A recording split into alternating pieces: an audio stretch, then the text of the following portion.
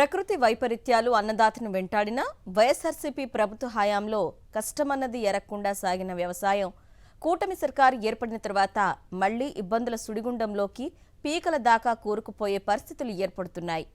ఆగకుండా పడుతున్న వర్షాల ఉధృతితో పశ్చిమ గోదావరి జిల్లా రైతులు ఎదుర్కొంటున్న నష్టాలు, వారి పట్ల ప్రభుత్వం స్పందిస్తున్న తీరు పశ్చిమ గోదావరి జిల్లాలో రైతుల ఇక్కట్లకు ఓ ప్రత్యక్ష తార్కాణంగా మారింది. పశ్చిమ గోదావరి జిల్లాలో సార్వా వరి సాగు కొద్ది రోజుల క్రితమే మొదలైంది. సుమారు 1,80,000 ఎకరాల్లో రైతులు నాట్లు వేసుకున్నారు, ఎరువులు చల్లుకున్నారు. అయితే కొద్ది రోజులుగా ఆగకుండా వర్షాలు కురవటం మొదలైంది.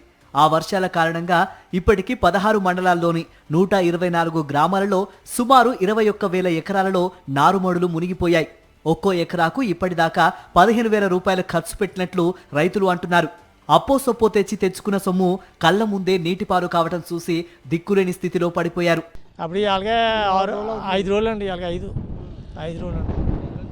నీళ్ళలో ఉందండి, బాగా ఫుల్, బాగా టెంపర్ నీరు ఈ సంవత్సరం బాగా మంత వర్షం. అందుముందు ఆగమలేదు ఏం లేదండి, బాగానే సాగిపోయినాయి. ఊళ్ళో అన్నీ ఒక 20 రోజులు తెగిపోయింది. అయితే ఇప్పుడు ఈ ముసిరి తప్పేసింది, గట్టి కొట్టింది బాగా. కొడతలో 4 గంటలైనా దిగపోసింది. ఇలా తమ పొలాలు మునిగిపోవడానికి డ్రైన్లలో సరిగ్గా పూడిక తీయకపోవడం ఒక కారణమైతే, కాలువల్లో పెరిగిపోయిన గుర్రపు డెక్కను తొలగించకపోవడంతో నీరు ఎగదన్ని తమ పొలాల్లోకి దూకిందంటూ అన్నదాతలు వాపోతున్నారు. చెత్త మాత్రం మందు కొట్టకపోతాం. ఇదిగోండి బ్రిడ్జి కూడా చెత్త అండి. ఆల్రెడీ 5 బ్రిడ్జీలు ఉన్నాయండి.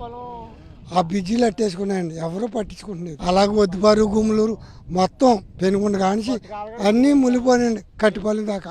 తాడేపల్లిగూడెం నియోజకవర్గ కేంద్రంతో పాటు అత్తిలి, పెనుమంట్ర, ఆచంట, పెనుగొండ, పోడూరు, తణుకు తదితర ప్రాంతాలలో ముంపు సమస్య చాలా ఎక్కువగా ఉంది.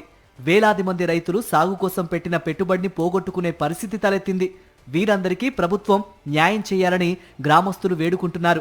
ఈ ఏరియా అంతా కూడా మరి మొత్తం ఫ్లడ్ వచ్చి ఎక్కడ కూడా ఇదంతా మనకి ఒక సముద్రంలాగా కనపడడం జరిగింది.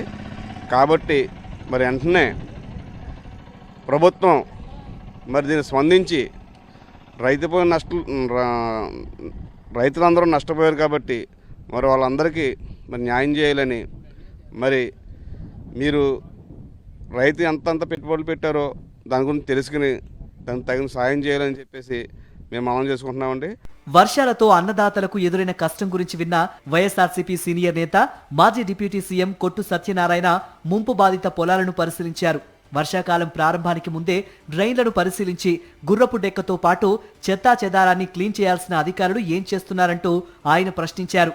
ఇవాళ మునిగిపోయిన పొలాలు చూడడానికి వచ్చి మీకు ఇన్పుట్ సబ్సిడీ ఇస్తాంలే అని కంటి తుడుపు చర్యలు మాట్లాడుతూ ఉన్నారు. గత సంవత్సరం మీరు అధికారంలోకి వచ్చిన సంవత్సరం మునిగిపోయిన పొలాలకి ఇవాళకి ఇంకా 35 నుంచి 40% ఇన్పుట్ సబ్సిడీ రావాల్సిన బకాయిలు ఉన్నాయి. ఇవాళకి గ్రామాల్లో ఈ క్రాపింగ్ ఇంకా బుక్ చేయలేదు ఎవరు. అక్కడున్న అధికారులు ఎవరు పట్టించుకోవట్లేదు, ఇంకా ఈ క్రాపింగ్ అవ్వలేదు. అన్నదాత సుఖీభవ పథకం అమలు సరిగ్గా లేదు. ఎరువులు, విత్తనాల లభ్యతలో స్పష్టత లేదు. అటు సాగునీటి కాలువలు, ఇటు మురుగునీటి డ్రైన్లు బాగు చేయించే తీరికే లేదు. వీటన్నిటితో పాటు క్రాప్ ఇన్సూరెన్స్ చేసే దిక్కే లేదు. మీటింగుల మీద మీటింగులు పెట్టి రైతు సంక్షేమం విషయంలో నాదీ భరోసా అంటూ స్పీచ్ల మీద స్పీచ్లిచ్చే చంద్రబాబు సాగు ఆరంభంలోనే పెద్ద కష్టంలో ఇరుక్కున్న పశ్చిమ గోదావరి జిల్లా రైతులను ఎలా ఆదుకుంటాడు అన్నదే ఇప్పుడు ప్రశ్నార్థకంగా మారింది.